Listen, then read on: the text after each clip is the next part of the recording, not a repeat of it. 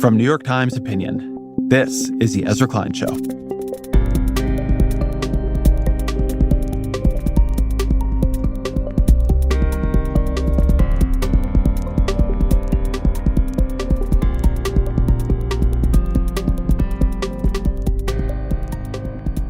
It is Thursday, August 22nd. We just saw the third day of the Democratic National Convention, an evening dedicated to the Democrats' evolving theory and message on freedom.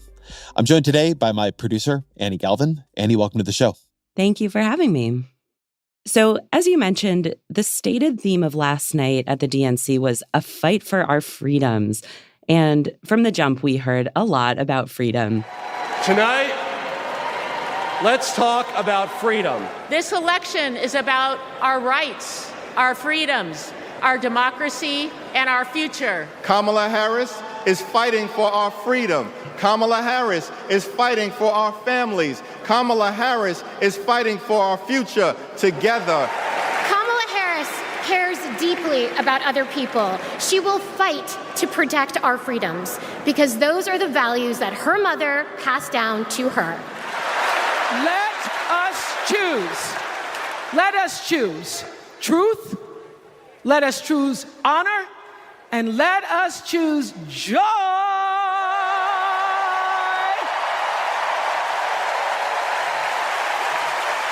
Because that's the best of America. But more than anything else, let us choose freedom. Why? Because that's the best of America. We're all Americans, and together, let's all choose Kamala Harris.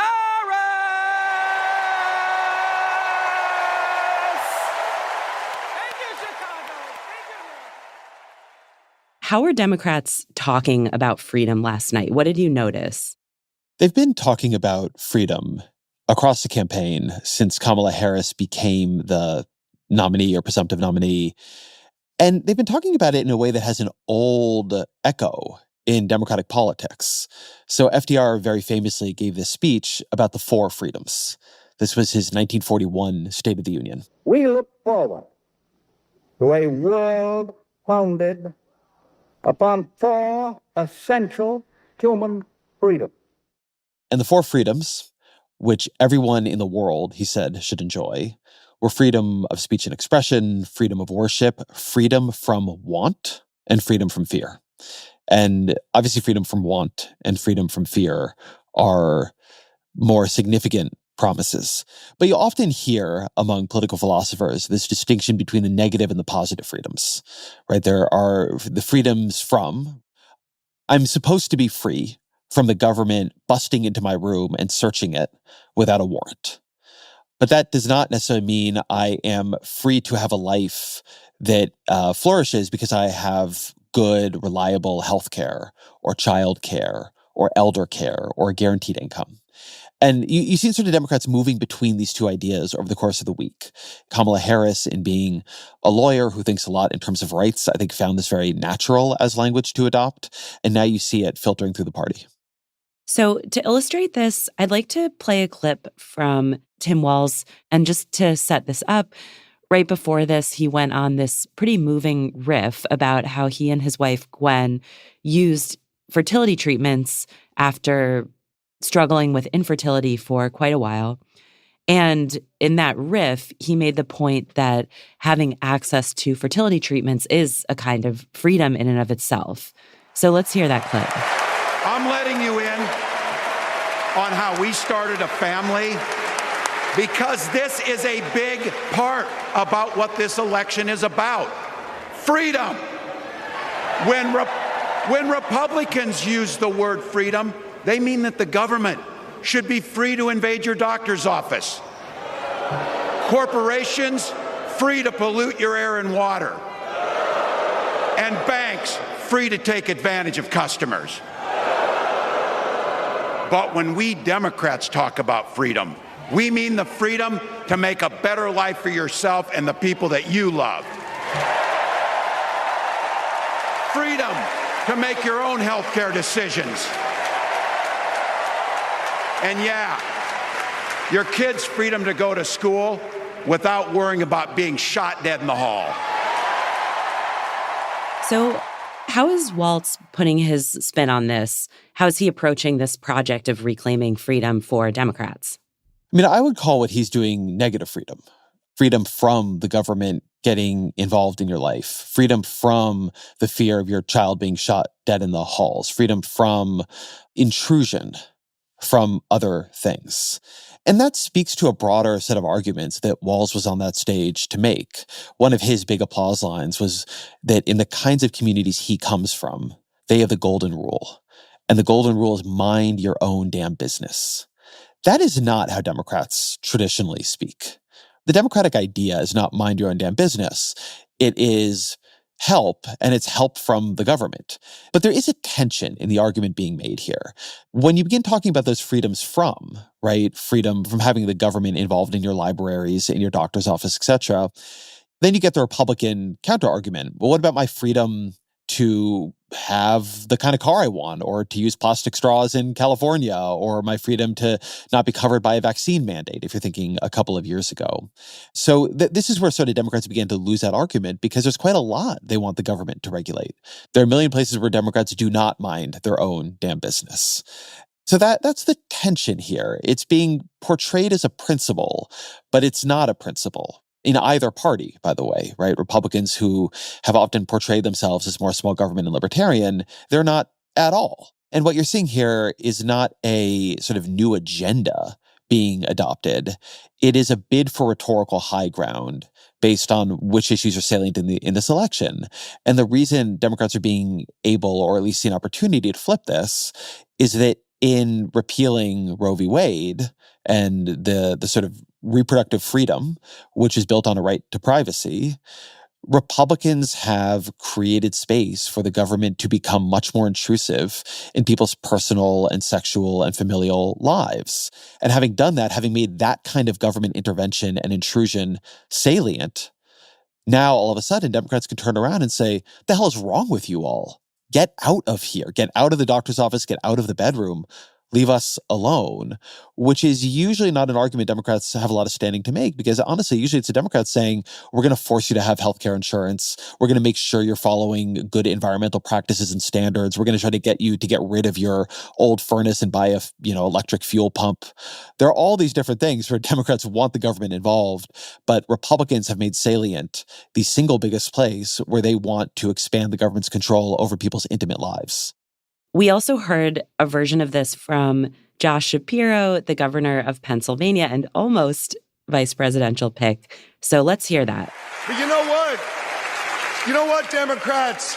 We are the party of real freedom. That's right. The kind of real freedom that comes when that child has a great public school with an awesome teacher because we believe in her future. Real freedom that comes when we invest in the police and in the community so that child can walk to and from school and get home safely to her mama. Real freedom that comes when she can join a union, marry who she loves, start a family on her own terms, breathe clean air, drink pure water, worship how she wants, and live a life of purpose where she is respected for who she is. So Shapiro there is obviously trying to flip freedom from being a Republican value to a Democratic one. How effective do you think Shapiro was in making that rhetorical move there? I don't know that the question for Shapiro is whether he's being effective, right? You're not going to do that in one speech. You're not going to do that at a convention. If the Democratic Party wants to reclaim freedom, which is something that factions within it and pollsters within it and strategists within it and philosophers within it have wanted it to do for a long time, that's going to require time. That is going to be a multi-administration, maybe even multi-generational effort. That said, I've always thought the argument for positive freedoms, or what Shapiro called real freedom, is pretty powerful. I don't know what vision of freedom you are really talking about when you say you are free. This is within the sort of, I think, hardcore capitalist way of looking at the world. You are free to freely contract, which is to say that you are free to not have a job. You are free to walk away from something without any power in the marketplace and be poor and go hungry and be homeless. That is not freedom, right? That is not real choice. A thicker idea and understanding of freedom has always included within it what you need to flourish, right? To be free, to make the choices you want to make in your life requires the furnishing of a foundation and protections that people need. Social Security is a remarkable enabler of freedom among older Americans. Among other things, it is the freedom to retire. Absent it, you might be free to retire, but you're not actually capable of making that choice. So there's power in this.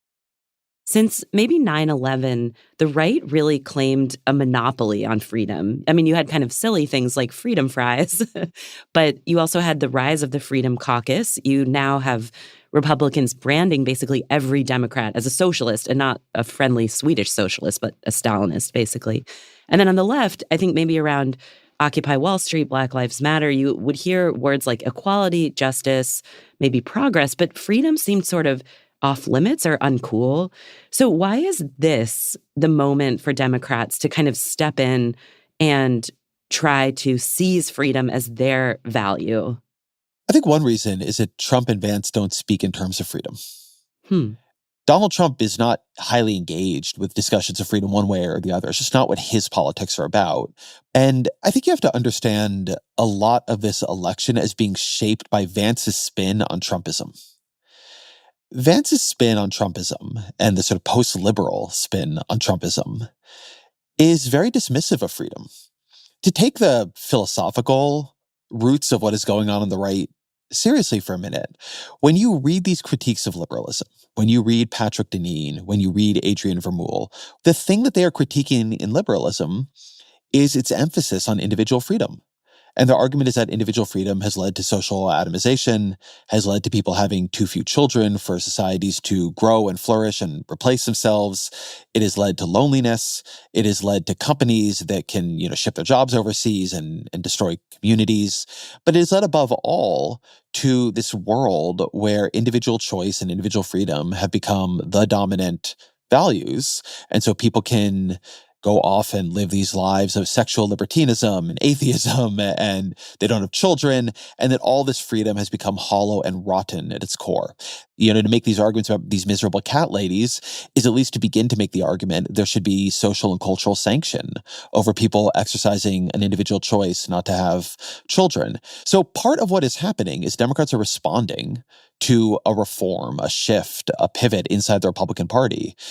And add in then Dobbs and book bans and a bunch of Republicans saying publicly that they want to use the power of the state to bring other institutions, ranging from businesses to universities in life, to heal. So they stop being so woke and they stop being so liberal and they stop being a deep state and so on. And all of a sudden, you have a Republican Party that is coming to a very, very different understanding of freedom, right? It's not interested in freedom. It's interested in using the power of the state and the power of the culture to reshape decision-making quite powerfully. And all of a sudden, the Democratic Party can turn around and say, the hell are you weirdos doing? Get out of here. That was the argument that launched Tim Walz. And part of elevating Walz to the ticket was also Harris elevating the critique and argument he was making to the ticket.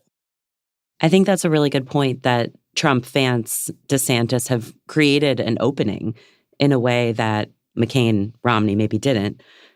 I'm curious then about the appeal that Democrats think this might have, because I think over the last 3 nights, we've seen a lot of appeals from actual Republicans, former Trump staffers, Oprah, who said she's a registered independent and spoke very directly to independent voters, trying to get them to come over to the Kamala side. And you see that at most conventions, right? You saw it at the RNC a bit.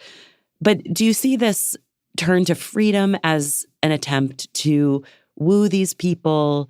I'm just curious what the point is of this electorally. One of the inversions of politics right now is traditionally the Republican Party is the party that wants to conserve, the party that doesn't want to do all that much. the conservative party. You can argue that's not been true for a long time, and Republicans have been more radical going some time back, arguably since Reagan. But there has always been, or for a long time has been, a theory that, Democrats are the party that wants to change everything. Barack Obama, hope and change. And Republicans are the party that wants to preserve America as it is and as it was. And as Republicans become more radical and more oriented towards upheaval, J.D. Vance, again, if you go listen to things he said, is very straightforward about this. And so, too, is Donald Trump, right? Donald Trump has always portrayed himself as a wrecking ball, not as a conservationist.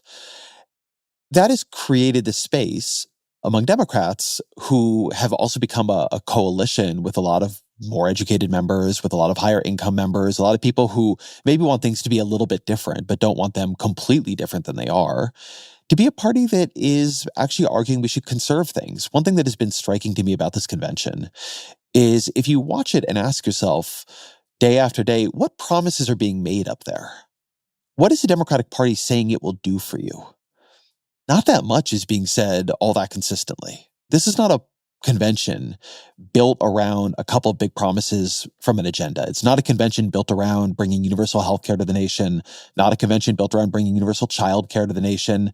To the extent it is about any one policy promise, the policy promise is restoring something people had a couple of years ago, which is the protections of Roe v. Wade. And so in a way, that's actually conservative. It's saying America was at a reasonable equilibrium for a very long time. And Republicans, built around a quite radical Supreme Court, have upended that equilibrium. They changed the country in a heedless and thoughtless and dangerous way. And Democrats are going to put things back the way they were. And that sort of allows them to be the party of change, because that is different than where things are right now, but also conservatism at the same time. The crux of the For Freedom speech that you mentioned was really FDR during World War II trying to define the free world in contrast to authoritarianism. And when we're talking about freedom, too, the most basic one of those in a democracy is the freedom to vote. And I think that word democracy was a huge part of the Biden era of this campaign. So is this messaging around freedom a way to kind of signal the democracy message? Earlier in the night last night, they did a video and had speakers also, but they did a video about January 6th. Mm-hmm. And it was incredibly powerfully done, I thought. Yeah. And they sort of matched what Trump was saying at any given moment to what was happening. And you saw the video of the officers trying to barricade the doors and screaming as they tried to push back the crowd. You heard them on their intercom saying, the line is broken, fall back. You saw their vantage point from high up at the Capitol saying, we're in danger. Like, look at the size of that crowd. It was chilling.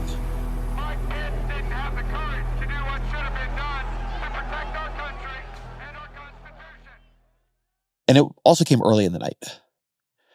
And I wondered if the rest of the night was going to be more January 6-y, right? They had a police officer after that, but it wasn't. I think if it was Biden's campaign, this convention would have been about January 6th. That was Mike Donnellan's theory of the election. But also Biden, putting aside some of the ways his communication capabilities had changed, Biden was a good messenger on democracy. Biden really does believe America and democracy to be a sacred trust. You could feel that he felt it, right? He's always said that he decided to run after Charlottesville. He read How Democracies Die by Levitsky and Ziblatt. That influenced him in running. And then January 6th was, as his people remind you, an effort to steal the election, not just from the American people, but from Joe Biden personally. Biden is not that good of a messenger on abortion. Among other things, his own history on it is checkered. He opposed the Roe decision when it came down. Now, he's evolved quite a lot on that issue since then. But he's just not that good at talking about abortion and Dobbs, right? You saw this in the debate. And Harris is. And so I think that the emphasis has really shifted from this being about democracy with January 6th as the evidence to this being about freedom with Dobbs being the evidence. And I think that's a better place for Democrats, just because I think Dobbs is January 6th happened, but it is not currently happening. It could, of course, happen again, something like it, or something worse. But most people who are open to voting for Donald Trump do not believe Donald Trump is just going to do endless January 6th. Maybe they should believe that, but I don't think that's how they look at him. But they do believe, because it's true, that he was the one who appointed Supreme Court justices who overturned Roe, and that the people in his party want to ban abortion. January 6th failed. People died. It was horrifying, but it failed. Joe Biden became president. Dobbs succeeded. There are many states now where you cannot get an abortion. And unless Democrats get rid of the filibuster, even in a situation where they win the Senate, they're not going to be able to restore Roe, though maybe they will get rid of the filibuster for that. I don't think it is a completely unimaginable turn of events. It is true that in power, Democrats can do a lot to protect abortion rights or to open access to it, particularly chemical abortion. And it is also true that Republicans, if they get a chance, might take this in a very sharply different direction. If you had a Republican trifecta, Donald Trump now talks about wanting this all to be on the states. But if Republicans sent him a 15-week abortion ban, House and Senate Republicans, would he veto it? I'm skeptical of that. I think one should be skeptical of that. And so this has been a shift in where the party is. And I think it's a good shift because it's very hard to get people to vote on the abstraction of democracy.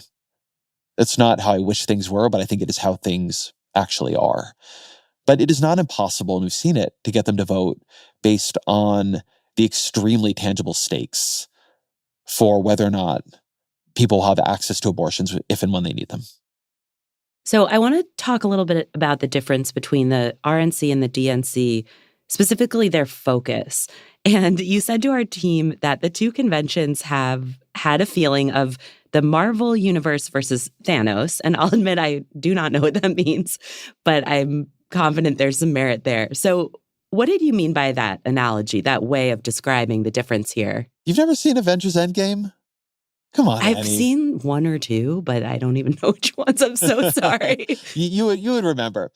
So the argument I'm making there, look, you look at the Democratic Convention, like every major Democrat from the last 40 years of American life, it's Joe Biden, it's Barack Obama, it's Bill Clinton, it's Hillary Clinton, it's Michelle Obama.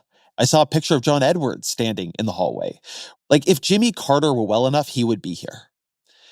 Every Democrat who has had any significant national profile and is still upright and walking, more or less, in my lifetime, is here lending their talents, their particular political profile to the fight against Donald Trump. Go look at the Republican convention.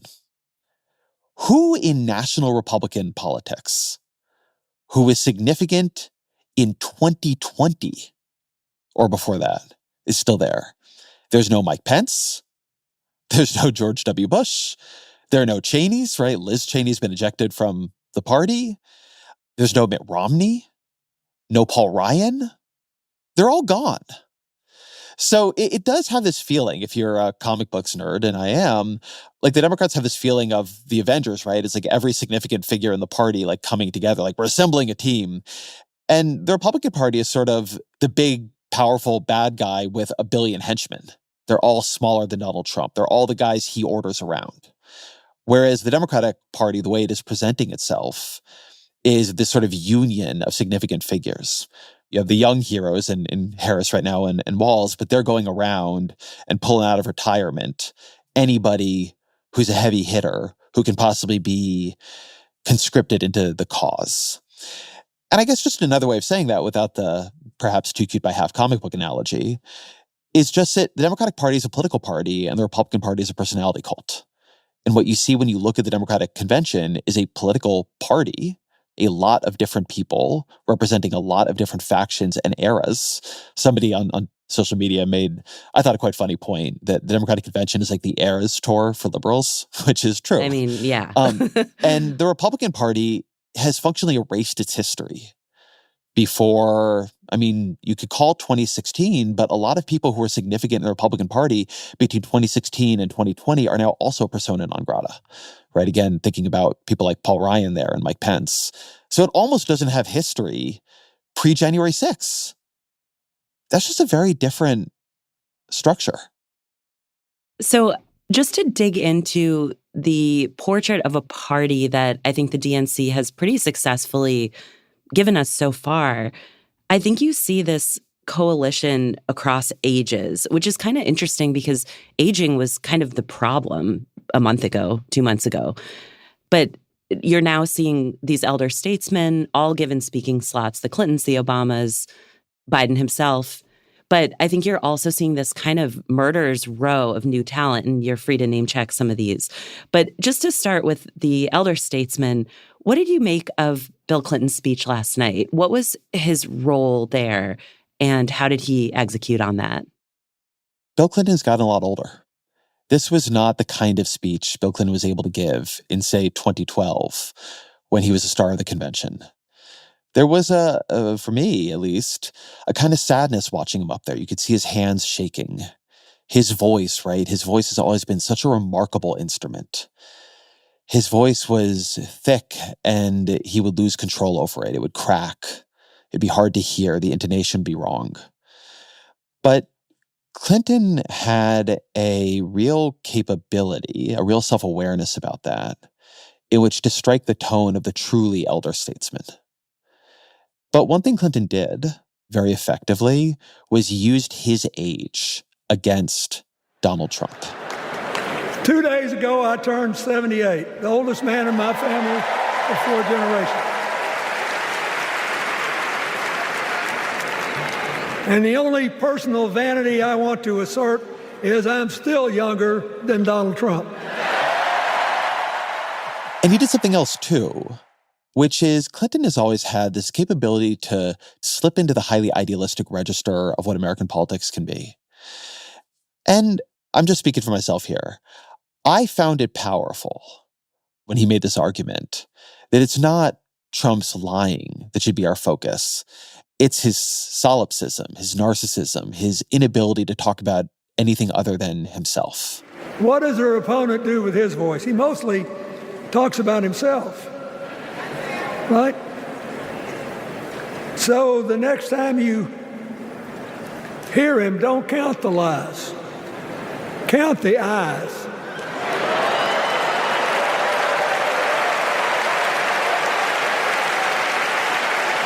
Count the eyes.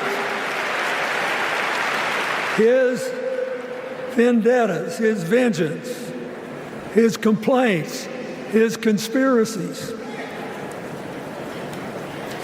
He's like one of those tenors opening up before he walks out on stage, like I did, trying to get his lungs open by singing, me, me, me, me, me, me. Clinton's just good at delivering that kind of thing.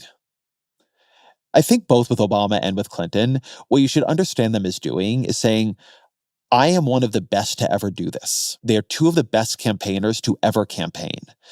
And what they are saying is like, if I were doing it, this is how I would do it. But Clinton wasn't there as the representative anymore of a politics that he was saying, Harrison Walls should pick up from him. He was there as a party elder, just being part of the Avengers. I've been interested in this convention at who I feel is picking up different, torches in the party. I don't know why, but as you're right, Annie, this convention has felt like a real moment of generational change in the party. It's easy to forget just for how long we've had Obamas, Clintons, and Bidens on the ticket. And I thought one of the best speeches of last night, and the one who sounded most like Bill Clinton to me, was Buttigieg. Mm-hmm. Pete Buttigieg, who is an amazing communicator, I think arguably the best communicator right now in the Democratic Party, if you don't count Michelle Obama, who doesn't like doing politics. But he gave a very Clinton-like speech in his ability to talk about, to marry the high level, the aspirational level of American politics with the kitchen table level of American politics. Buttigieg is often compared to Obama. He kind of seems like him. He comes from that era. But I think the politics he often feels like he is representing to me is a little bit more Clintonian. I'm thinking of dinner time at our house in Michigan. When the dog is barking and the air fryer is beeping and the mac and cheese is boiling over, and it feels like all the political negotiating experience in the world is not enough for me to get our 3-year-old son and our 3-year-old daughter to just wash their hands and sit at the table. It's the part of our day when politics seems the most distant, and yet the makeup of our kitchen table, the existence of my family, is just one example of something that was literally impossible as recently as 25 years ago, when an anxious teenager growing up in Indiana wondered if he would ever find belonging in this world.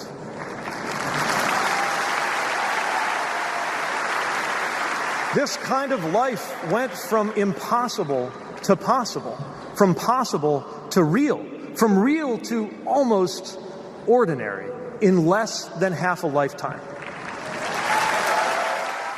Yes, as someone who loves literary language, I thought that was so beautiful.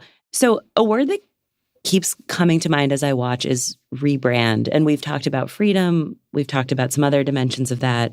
But I think if you listen to the subtleties of some of the language here, you hear an attempt to rebrand politics and rebrand government. And just to give some specific examples, in our episode yesterday, you mentioned Raphael Warnock's line that a vote is a kind of prayer. And oh yeah, by the way, Raphael Warnock should just be on any list like that of absolutely. He gave a great speech at the convention. And then in the Buttigieg speech last night that you mentioned, he has this line that politics, or a certain kind of politics, importantly, quote, can make an impossible dream into an everyday reality. And there he's talking about just the daily experience of sitting in his kitchen with his husband and his twin children, which is something that quite literally would have been impossible in the 90s, legally, socially. And he elsewhere describes politics as a kind of soulcraft. There's a kind of spiritual dimension here, I think a very moving, humane dimension. And I'm just kind of curious where you think that's coming from and how that has struck you as you've watched and listened. I mean, this to me is an old strain of the Democratic Party.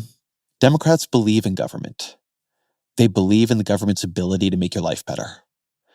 And that also means Democrats, or many Democrats, believe in politics. And there are different ways Democrats believe in politics. One way can be that politics is a way that the working class or the majority of Americans can band together to overturn the power and dominance of the rich, of corporations.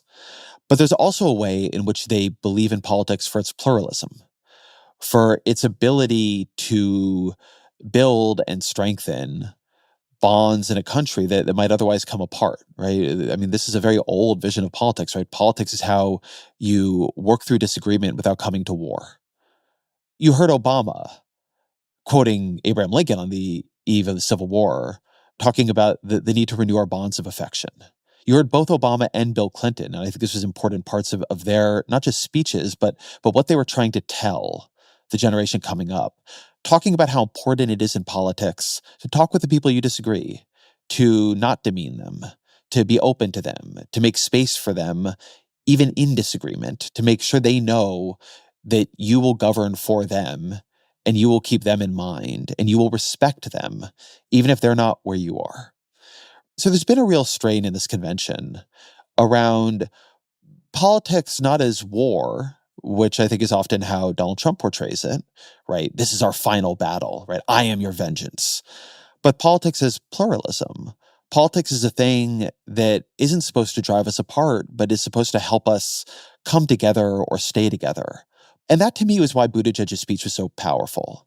He did a better job than anybody else did at connecting these grand things that happen in politics, these huge challenges and conflicts and campaigns and organizing efforts, that it's easy to say politics doesn't do anything, right? There's so much cynicism about what politics can do. But here he is saying politics has made my Tuesday night possible. It has changed the most fundamental thing in my life, which is, can I marry the person I love? And can I have 2 beautiful children who I can't get to eat dinner? And cannot get out the door in the morning. So relatable. Right? Yeah, very relatable. But that it was that weaving of the texture of the extraordinary and the ordinary, which he said very explicitly. Again, that to me was its power. And it's why it felt very Clintonian to me. That's what Bill Clinton used to do very well. Yeah, I think Buttigieg is a really good representative of kind of this new class or new generation of Democrats that we're really seeing on display. It's just true that after Obama in 2016, in 2020, even up till a month or two ago, the candidates just have been older. Hillary, Biden, Bernie being sort of the radical up-and-comer. But to me, this convention has felt like a dam breaking. All these people coming in and really kind of seizing the limelight in a way. And so what has felt exciting or meaningful about this to you as you've watched the past 3 nights? The Democratic Party just has a lot of talent in it right now. Mm-hmm. And it has a lot of communicative talent in a way I'm not sure people realize was true in say, 2020. You could talk about your Pete Buttigieg's, your Kamala Harris's, but if you've ever been in a room with Wes Moore, I mean, that guy's charisma is like a clean energy source. I know, yeah. He just really lights up a room. Shapiro, really, really good. Kim Walz, nobody saw that coming. It's not the same kind of charisma as some of the others, but wow, can that guy break through in the media? I mean, he came out of nowhere to become the vice president through sheer skill of communication. AOC gave a speech on the first night that completely brought the house down. There's been movement in terms of his leadership, including, by the way, Nancy Pelosi and Steny Hoyer handing over power to a new generation of leaders in the House, led by Hakeem Jeffries, who is himself quite a phenomenal speaker.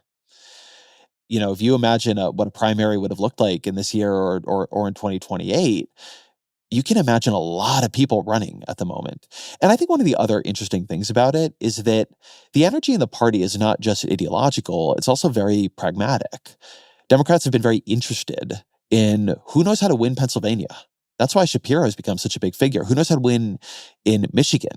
That's part of why Gretchen Whitmer has become such a big figure. So you have the people coming ideologically, the people coming through raw charisma, the people who are coming because they have proven how to do something Democrats want to be able to do, which is win the key Midwestern and Sunbelt states that Democrats need to win in to keep MAGA Republicans out of power. And this convention has been a real showcase for that. And I think you really see that in the sequencing, right? Joe Biden and Hillary Clinton on night 1, whether you sort of like this or not, that was a night that was about turning the page. The Obamas on night 2, that was a night about passing the torch.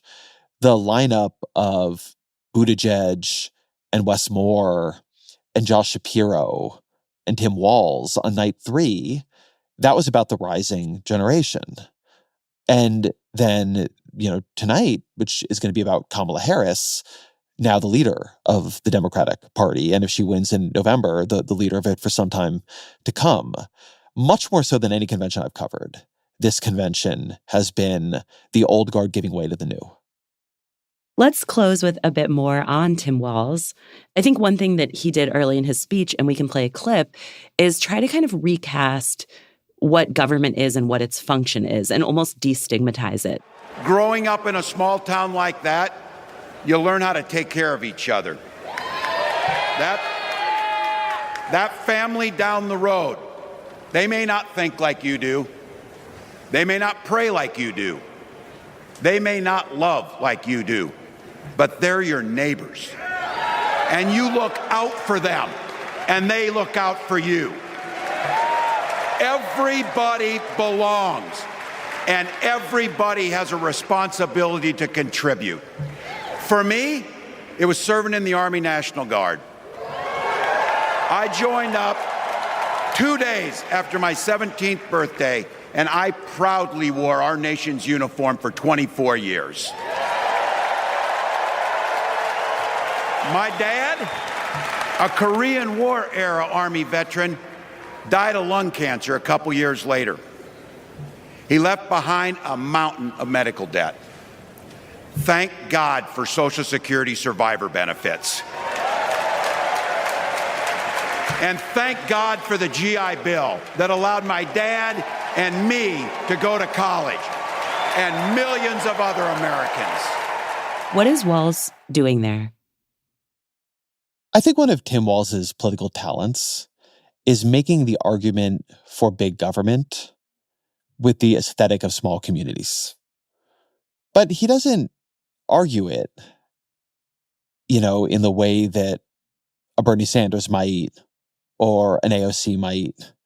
He argues it as an expression of small state rural values. Whether that connects, whether or not people buy that, I don't exactly know.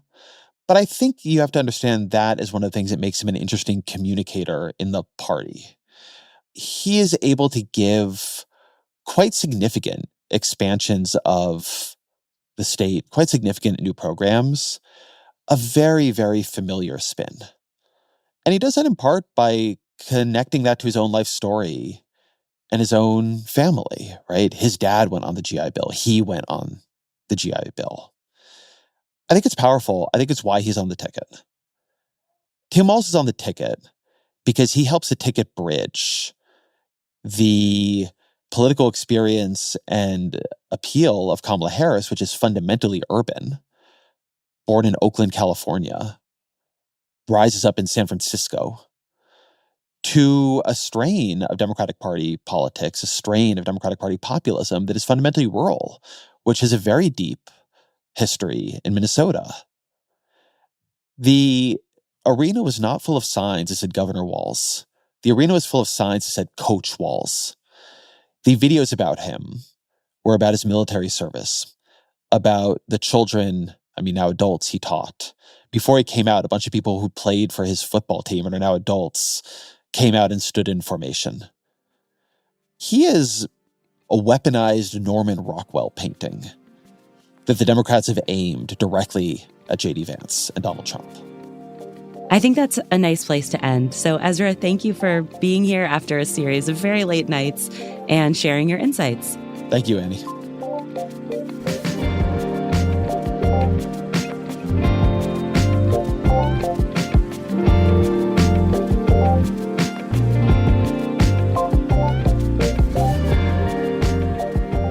This episode of The Ezra Klein Show is produced and hosted by Annie Galvin.